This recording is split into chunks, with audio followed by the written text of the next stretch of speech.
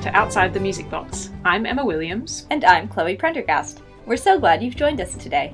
We're both violinists based in the Netherlands and have created this podcast in our search to find fun new ways to share and talk about music we love. Each episode, we explore a different piece of music through the eyes of a guest musician. Today's guest is Guy Fishman, who is a friend of mine that I get to play with sometimes when I'm back in the States. Today he's chosen to bring in the Cello Concerto in C minor, RV 401 by Antonio Vivaldi. We do our best to define the relevant music-y terms throughout the chat, but because this is our world and we're human, there might be things that we miss, so please let us know what these are and we'll be sure to clarify them in future episodes.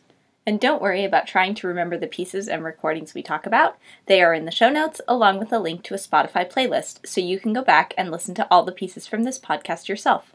Thanks for joining us and enjoy Vivaldi's Cello Concerto in C minor, RV 401.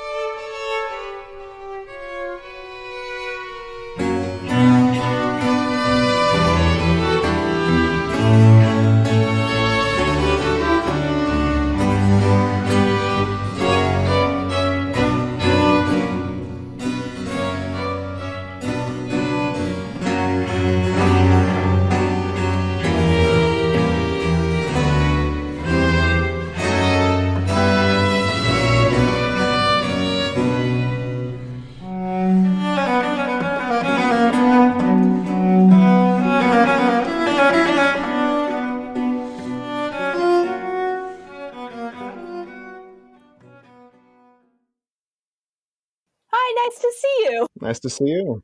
Thanks for joining us. My pleasure. Thanks for having me. On this podcast, we like having our guests introduce themselves. So do you mind starting by introducing yourself? I do, actually. If people listening don't already know me, then they shouldn't be listening. Clearly. Okay, well, everyone should go do their research first and now come back. Try the interwebs, everybody. I'm on there. No, of course. So my name is Guy Fishman, and I'm a cellist. I live in Boston. Chloe and I have played together quite a bit when she lived in America. She has not invited me over to Holland yet, but I'm working on it. Still hoping. This is the first step. And Emma, this is our first meeting. Nice to meet you. Yeah, nice to meet you too. Pleasure. Such a pleasure. Yeah, it's fun on this podcast to get my friends to meet each other because we're having fun chats. I mean, I'm not having fun yet, but okay, well, right, we've got to pick up our game. I'm hoping. You brought drinks, right? Yeah, green tea. Okay. Yeah, also, we have still continued to play together even though I moved to Europe. That's true. I would just like to point that out. That's true. Also, I would like to start, since you are a cellist, and you are actually our first cellist, I think, on this podcast, I would like to start by asking you what it feels like to be playing what's generally considered the sexiest instrument. Do you feel like that's true? And do you feel like you have a rival with the gamba? Do you know? Well, no. I mean, we clearly won that battle. Okay. The gamba has some sexy performers. That's too many strings. It's like, it's a high maintenance instrument. You look at that thing and you're like, it's beautiful, but it's going to ruin my life. I'm staying away, make good choices, people. Let's see. I've never heard that. This is the first time anyone has said that to me, that the cello is the sexiest instrument. Yeah. Oh, I feel like everyone I know says that to me, especially non-musicians are like, well, the cello's the sexiest instrument. And I'm like, yeah, I do know. Huh.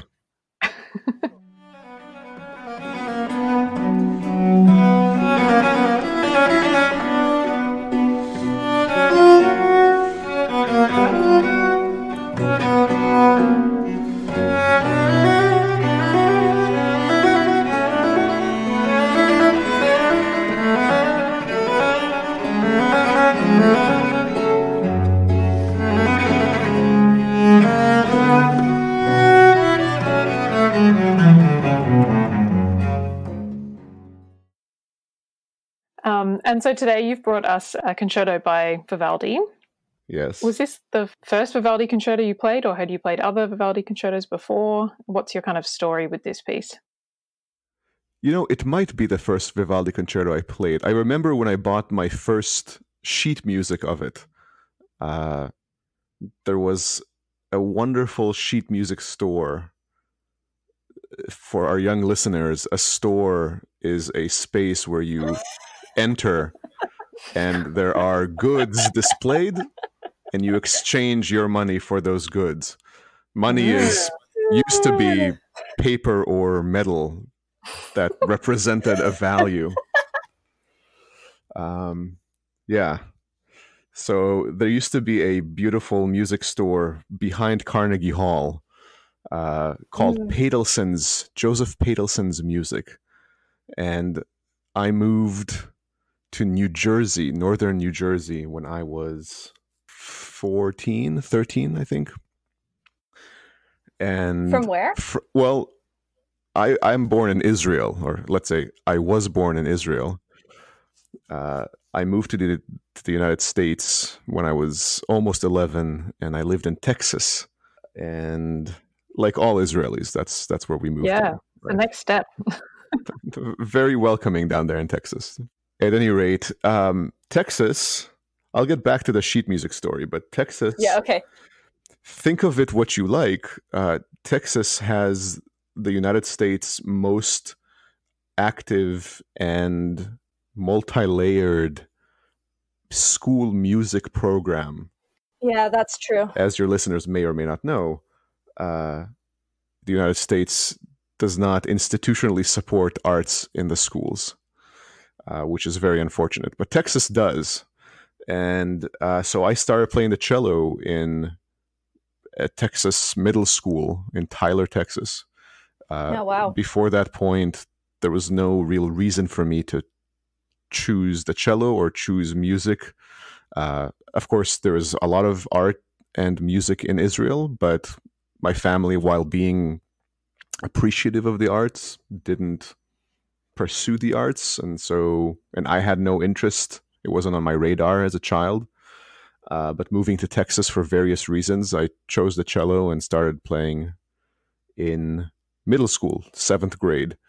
And very soon thereafter, the school teacher thought that I had some proclivity for the instrument and thought that I should have private lessons. And so she recommended a private teacher with whom I got on very well. And at some point after beginning my lessons with Mrs. Razig, she gave me a tape for your young listeners. A tape, you know what I mean? They're going to, I've done the bit. They can Everybody Google knows it. the joke. Yeah. They can Google what a tape is. A cassette tape. A cassette yes. tape, not a high 8 tape, or not high 8. What are they called? What? The ones that used to be. You don't even know what this is. 8-track tapes. Those were also called tape, and they're called tapes because the music is recorded on tape. Anyway. Yep. She gave me a tape of music that she thought I would enjoy, and that music was it was a recording that had Vivaldi, Tartini, and CPE Bach on it. Ooh. And the Vivaldi was this concerto, the concerto in C minor, RV 401. And this was not the first classical music I had heard, but probably the first cello music I had heard. And the name of the tape, I Googled it today. It's called the Baroque Cello. I have no recollection of the Tartini or the CPE Bach, despite the fact that I adore CPE Bach and have recorded his concertos. I do remember very much both how the recording of the Vivaldi sounded and the impact it had on me. And this was played by a guy named Klaus Stork, who did not have a massive international career, but apparently had a real interest in lesser known music. And it was a very, very effective performance of a very dark and dramatic piece. And I remember it making a very big impression on me.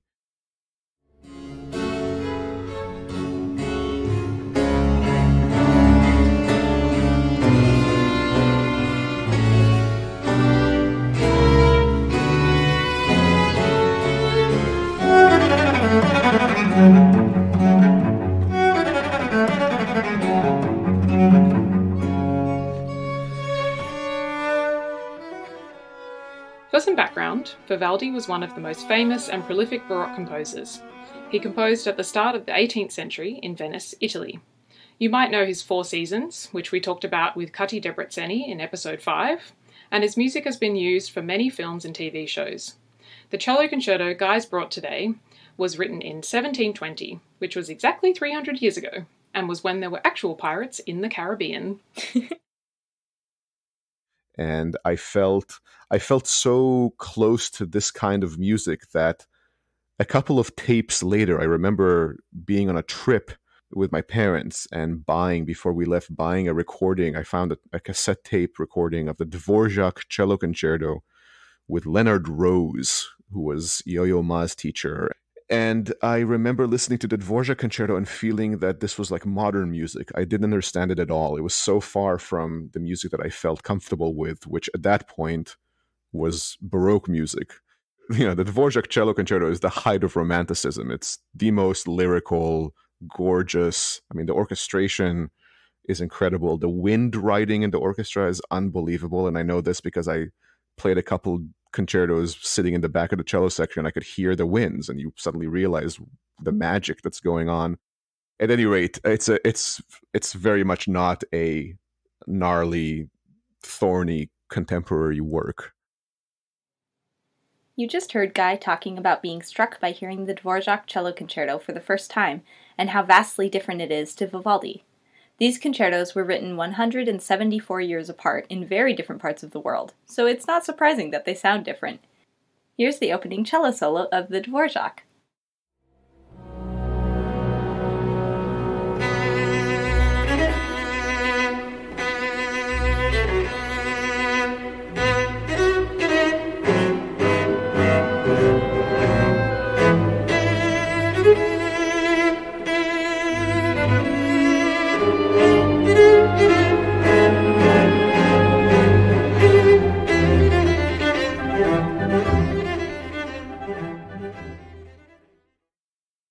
And here's the opening cello solo of the Vivaldi.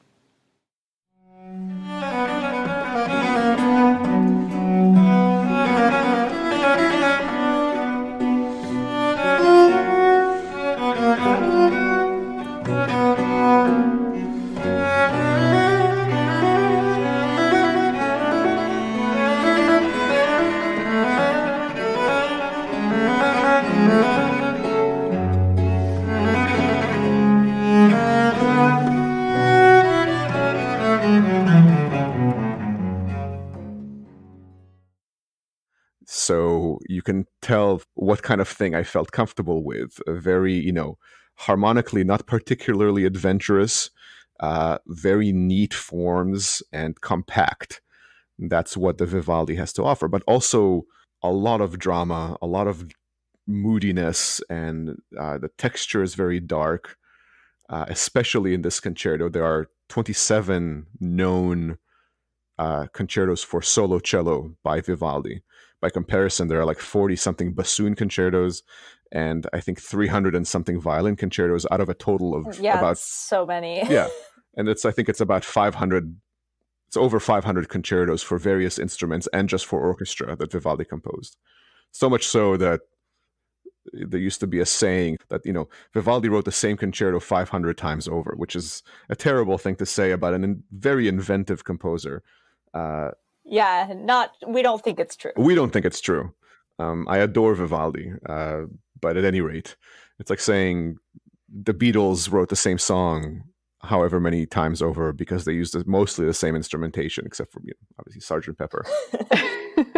At any rate, so that was my first encounter with solo cello music and with Vivaldi and with this concerto, and it obviously made a huge impression. And when I moved a couple of years later to New Jersey, my parents took me and my siblings on our first trip to New York City, because we lived about 45 minutes away from there. And of course, I had to go see where Carnegie Hall was. So I went to see it, and then saw this music shop and went in, and it was like, they had everything. They had everything, although I have to say, there's this. I actually know you're both in The Hague, Den Haag. Yeah. I know Den Haag somewhat, but I used to live in Amsterdam. I lived there for a year, and I studied with a Dutch cellist named Anner Bilsma. And Bilsma talked to me about Pedelsens, because Bilsma, of course, was, as all Dutch musicians living in Amsterdam are, they feel allegiance. I don't even know if Van Poppel's is open anymore. Is it? What's the first name? There's two names, right? One is Broekmans and Van Poppel. Yeah. There you go. And that one, it exists. That one does still exist in both Amsterdam and Utrecht. Okay, cool. Another one, yeah. Well, good for them. So that's awesome. Yeah. At any rate, Bilsma told me, Pedelsens is nice. I go there and I say I need a Shostakovich sonata, and they say, sure, it's right here. Here's a Shostakovich cello sonata. And I go to Van Poppel's, and he says, which of these 10 editions would you like? Yeah. So, of course, everything is better. Everything is better in Amsterdam, no doubt. But at any rate, it had everything, and I just like a maniac. I mean, other 14-year-olds, I don't know what 14-year-olds collect. But I had that. Not Vivaldi concertos? Not Vivaldi concertos. And I remember my mom looking at me and like tallying up, it's $100, $150, and $150 was worth more then than it is now. Yeah. So at any rate, I bought an edition, which I still have, by Ricordi, Ricordi is an Italian publisher that, under the direction of Ottorino Respighi, great 20th century composer, sought to publish everything that was available by Vivaldi. And when you got not the manuscript, the edition, when you got the edition from that store near Carnegie Hall, did you immediately try and go home and play that piece? Totally. Absolutely. Yeah. Oh yeah, for sure. I remember looking at it and thinking, oh, this is how this goes, and this is how that's played. And it's a very, it's a difficult concerto. Vivaldi wrote a range. It should be noted, Vivaldi was arguably the greatest violinist in Europe at the time. And for instance, with the violin concertos, he composed some that suited his own abilities, some that suited the ability of the dedicatee, or the person who paid for the concerto, because today you go to Venice and you buy a postcard or you buy some memento. In 1720 you went to Venice, and if you played the violin, you went over to Vivaldi and you paid him whatever he charged for a concerto, and a few days later you had your concerto. That was your memento. That was one way in which he composed these things. And sometimes pretty good one. It's a pretty good one. Pretty good one. I would love that. I would love that as a souvenir. Like, what'd you get when you went to Venice? Oh, a concerto. For me. And you literally went to his house. I mean, Beethoven sold tickets to his own concerts. Handel sold subscriptions to his own concerts. You might have gotten the butler, but you also might have gotten Handel. It's kind of amazing. Yeah. It's like, if you go to an Aerosmith concert, do you go over to Steven Tyler's house, knock on the door, and no. Like, hey, I want 2 tickets, please. Totally. Crazy. So at any rate, he also composed, sometimes the person who commissioned the concerto didn't have great ability. And sometimes he also, of course, Vivaldi famously was a teacher. And we don't know the level of his students at the Ospedale della Pietà, which is where he taught. But some of them may have been terrific, some of them not so much. So there are various levels of concerto. So the same with the cello concertos. There are a few that are on the simpler side. They're lovely, but not taxing from a technical point of view.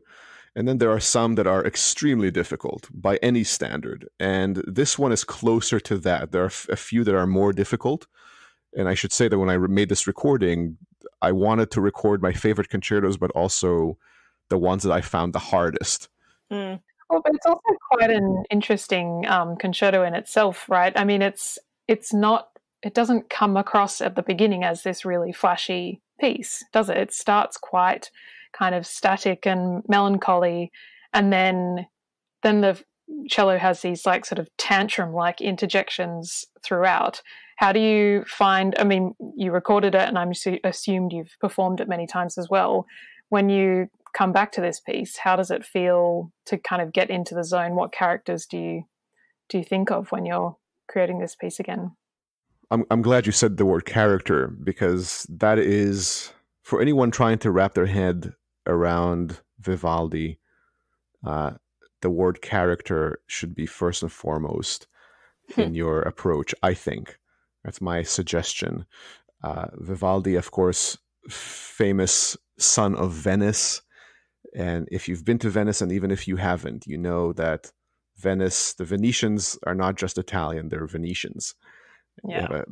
They have their own, they have their own dialect, they have their character. This is the birthplace of Carnevale, which you can read about and learn, turning the world essentially upside down. So, this man must have been full of character, and just listen to his music. The only thing you can do badly with this music is to just play it without putting much thought into what kind of characters you're trying to bring out.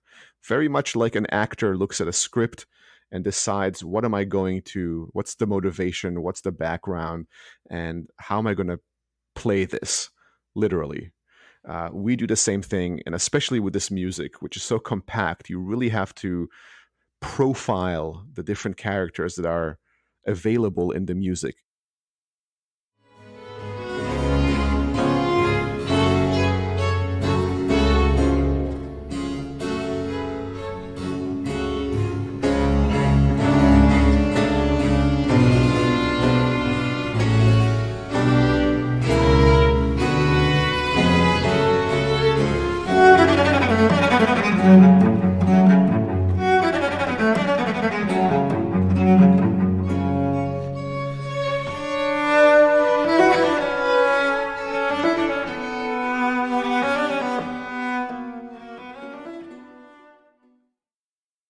This is a very unique concerto, I would say, within Vivaldi's output, and certainly within the cello concertos. And a couple of things that make it literally unique are that, first of all, it seems like it was composed in Rome, not in Venice, while Vivaldi was traveling. There are two features in this concerto that are unique. One is that the second violin line, so it's composed for solo cello and string ensemble, which is comprised of a first violin, a second violin, a viola, and what's called a basso continuo, which is continuous bass. It's the bottom line, and that line is shared by various bass instruments. So a cello, and then usually a double bass, and also a harpsichord or an organ. So those are that's the typical Vivaldi concerto ensemble. In this concerto, he takes the second violin line and the viola and combines them. And so they're both doubling each other. And it is not known why he did that. But two violins playing is not the same as one violin playing plus a violin that's doubled by a viola. The violin and the viola can play many of the exact same notes, but because of their different size, they sound slightly different. What we call the tone color, the color of the sound is different. It's like you can have two red wines, two Merlots, and they taste different slightly. They have some characteristics that are the same, but not all of them. So, he made a choice that impacts the color of the piece. He could have just written it for two violins, but he said, no, I want to take this player and add this sound to this sound. He was thinking about sound, the sound quality of this concerto. And that's unique.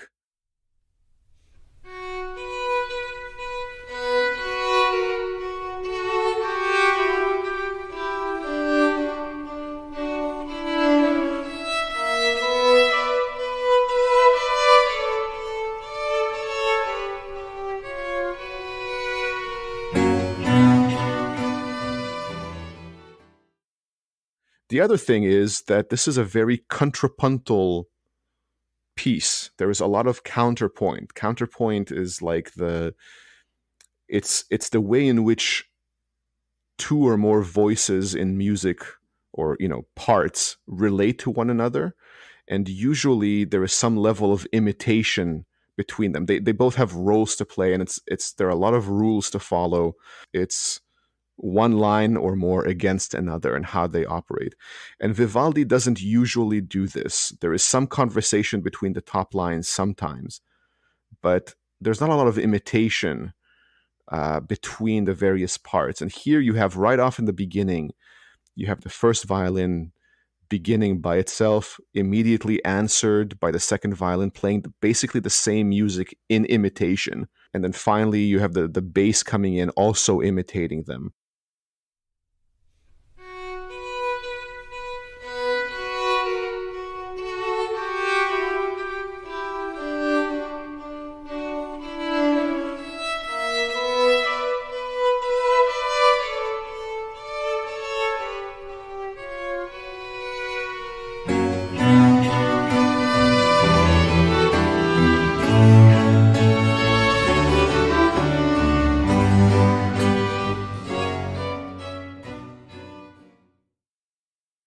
And true to fashion, when the cello enters, the cello doesn't reflect on this material at all. That's the orchestra's material. The cello has its own. So in a way, the character is set by the ensemble. And even though the material is different for the soloist, the soloist has to either accept the character or highlight how the character is different from what the ensemble has done.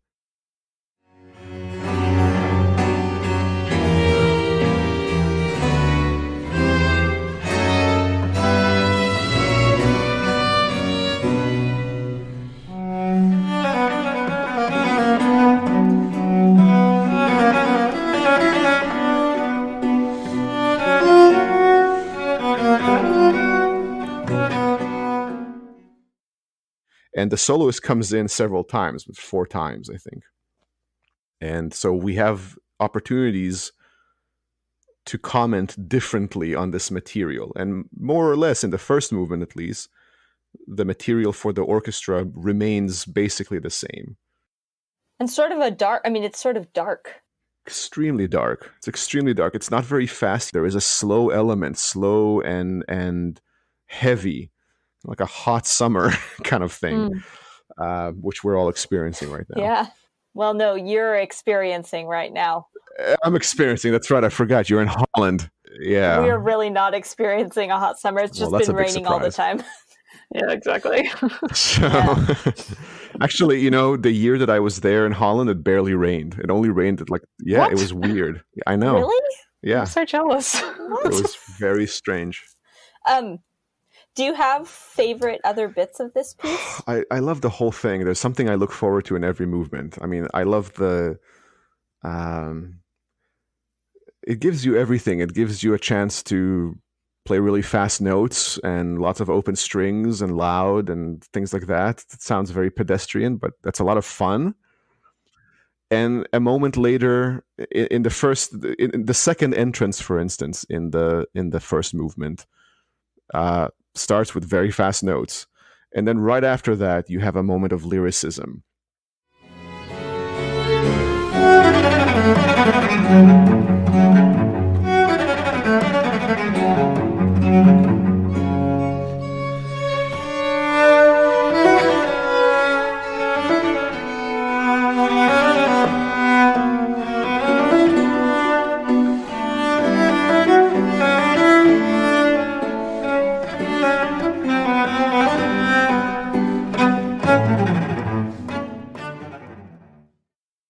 So he's really interested in giving the listener many different characters, many different approaches to this instrument that is known for its singing qualities, human voice qualities. You called it the sexiest instrument. I have heard people say it's closest to the human voice. Of course, that's what people say about every one of their favorite instruments,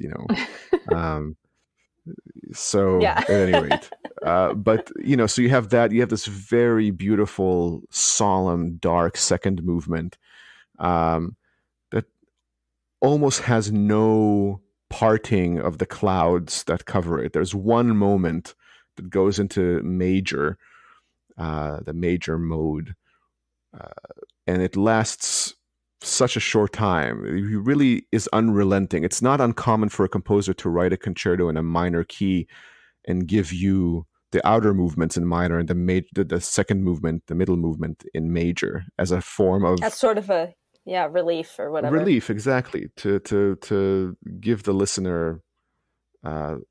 relief is a perfect word. Variety, whatever. But Vivaldi really is committed to this color. This is what he wants, the entire concerto.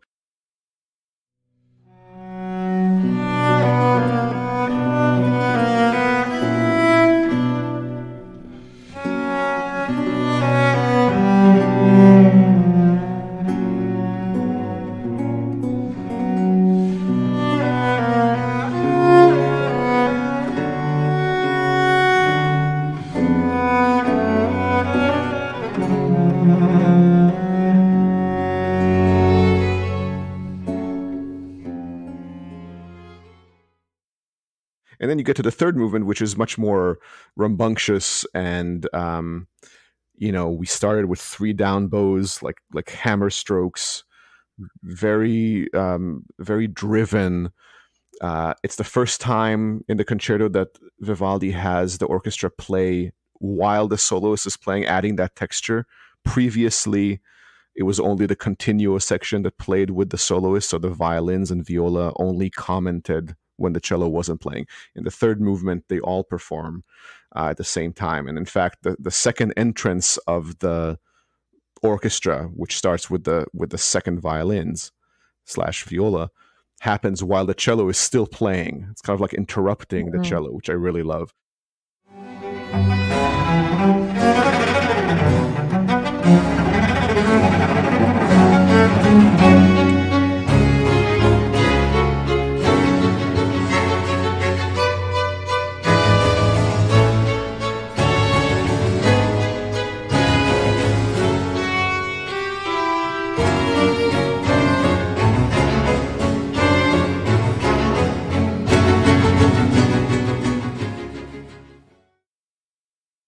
So there's lots of moments in this piece. It's a very short, Vivaldi concertos, 10 minutes max, something like that, maybe 11. They're very accessible, but there's a huge landscape of opportunity for expression, different kinds of expression. Kind of like a storm in a teacup. Yeah, exactly. And exactly, it's very compact and very powerful. And I don't know that this is what I experienced when I was 13 and hearing this for the first time, but it certainly hooked me.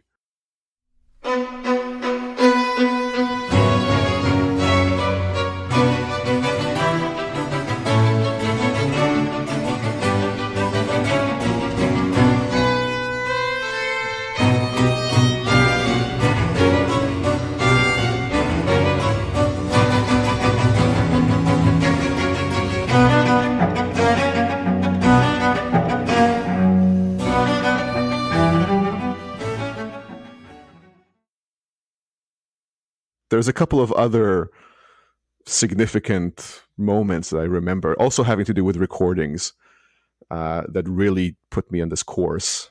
But I credit Vivaldi, and to some extent I credit Klaus Storck for doing a good enough job that it interested me in getting started. And I'm a believer in wherever you are, if you change any one detail from your past, you'd be in a different place, and sort of opposite chaos theory. And I think that recording brought me to a particular place in a way, very significant to me. Yeah, it seems like it's really shaped your whole life. I mean, you're still loving it, and it's been with you since childhood. What is your dream performance of this piece? Any performance no, I would love, any opportunity. I've performed this piece as part of sort of like a concerto concert, lots of people playing different concertos, or in concerts where I played like 5 or 6 of these things. So any opportunity to play it is a dream. Well, and we did play a set of concerts together where you played a different one of these. That's right. Vivaldi concertos. That's right. And that was also very nice. Beautiful concerto. Totally lovely. G major concerto that's on the recording as well. And also one of the concertos that I heard early on in my musical sort of upbringing. That's a flashier concerto. And that's part of the problem with this. It's not a problem, but the very qualities that make the C minor concerto so powerful are qualities that don't necessarily translate well within a larger concert. And so it's a hard one to program. I've actually not performed it as often as some others because it's certainly not a downer, but it's somber, right? And Vivaldi offers so many concertos that are so exciting. It's like Baroque rock and roll. I mean, it's great. Yeah. That's what audiences tend to expect when they see a Vivaldi concerto. So I seem to have performed this one fewer times than some of the others. Yeah. How does it feel playing all of them together though, when you're like programming many concertos after the other? Is that tiring?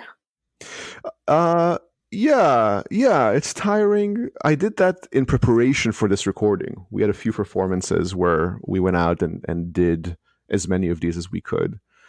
And it's tiring, but it's also exhilarating. If you do 5 of these, you're on stage for just a little bit longer than you are when you played the Dvořák cello concerto, which is like a symphony. But again, they're so different, and the kind of concentration, I wouldn't say I did the best job I could. Now that I think of it, I think that what I would like to do if I had that opportunity again is to really place my concentration not so much on the playing of them, but on the characterizing of them and making sure that I am as different a Guy Fishman as I can be for each one as they require to give as wide a spectrum of the inventiveness of this composer. And that's more difficult than just playing the right notes in time and in tune. That's that's the highest calling one can have, but Vivaldi really gives you that opportunity. Yeah. I want to be mindful of your time, and so I think we need to start wrapping it up. But we have one final question that we ask at the end of every interview. Ooh. And that is there a piece from another instrument's repertoire that you're jealous of? Oh my God, so many. I mean, I think, playing something like the E major partita, especially the prelude, is like, what's better than that? Playing a fugue, being able, and I say being able to play a fugue by Bach on violin, knowing that even the greatest violinists are barely able to play them. Yeah. But certainly, I've tried to play them on cello, and it's not good. The chaconne. Anyway, so much of Bach, the Passacaglia and fugue in C minor. I mean, can you imagine making that happen? It's amazing, that things that I wouldn't say jealous, because I'm so grateful for these pieces and I love hearing them on their intended instruments, so I can experience them. But actually creating that sound, putting your foot down on the pedal on a low C and feeling the church resonate, that in that piece, that's got to be incredible. Yeah. That's like a total organ dream piece of mine too. Oh, man. If I could do that. Oh, for sure. Yeah. Make a building vibrate. Yeah. Playing the Brahms, the second movement of the violin concerto. I mean, it's like swimming through butter. It's like, what you could just die after you do that. Have a heart attack. Yeah. Well, but knowing you've achieved the best humanity has had to offer. So yeah. And what's the best way for people to sort of support you or get to purchase this CD or get in touch with you? Or Oh, well, thank you for asking. I don't have a website. It used to be niche to have a website, and I feel like now it's niche not to have a website. Like So you're so hipster. I'm so fringe and so mysterious. He doesn't even have a website. wow. You can, and I don't usually give my personal email out, but you can certainly contact me if you'd like to purchase a CD directly from me. I'll sign it for you. Or you can find them on Amazon or whatever. Yeah, I mean, it's just good for us to know, to give our listeners the best way to purchase the album that gives you the most money. Oh, well, that's very kind. You can write me at G Fishman, Gfishman, and this is long, at handelandhaydn.org. That is... we'll link it in the show notes. Link it in the show. That's my email there, and I will reply to you there. But you can also just write and say hi. You can also just write and say you were wrong about everything you said, and that's okay. So inciting some controversy here over Vivaldi. Exactly. Well, and also you now run a podcast as well. Sure do. And you can hear that, if you like, you can hear that at handelandhaydn.org/podcast. Very simple. Great. Yeah. How is it to be the guest of a podcast for once and not the creator? Well, long-winded answers are not my problem. So I love sitting here and just talking.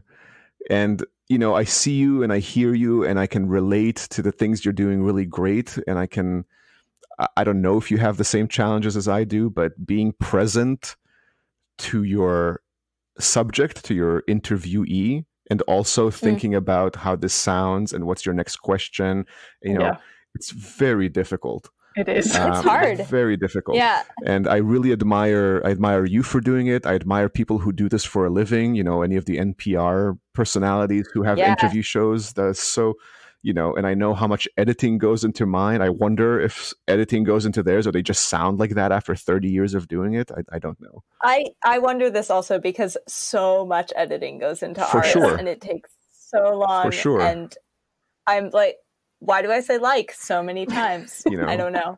And, there are things about my speech, my normal speech, that I don't mind. I put pauses between certain words if I'm thinking.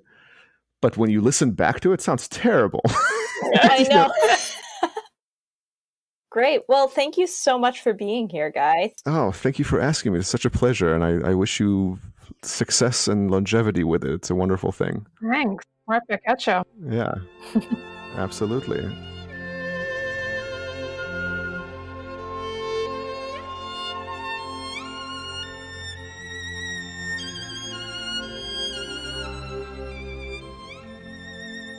Thanks so much for tuning in to Outside the Music Box. We hope you enjoyed our chat with Guy Fishman. If so, please subscribe, rate and review this podcast and tell all your friends about it. It really makes a difference in the algorithm of the internet magic and helps our visibility. And a big shout out to Joanna Neuschatz for our help with editing. We'd also love to hear from you. If you have any questions or want to share music that you love, you can write to us at concerts.musicbox@gmail.com or on Facebook and Instagram at musicboxconcerts. Breaking news, we also have a Twitter account, and you can tweet us at Outside Music Box. In the show notes, we've included links to 3 Spotify playlists, one specifically for the pieces in this episode, and the others for all the pieces we've talked about on this podcast so far. However, we really encourage you to purchase music in order to support the artists. The best way to purchase Guy's CD of the Vivaldi concertos is by emailing him at gfishman@handelandhaydn.org, and you can also check out the Handel and Haydn website, where you can find their podcast hosted by Guy called Tuning In. See you next time outside the Music Box.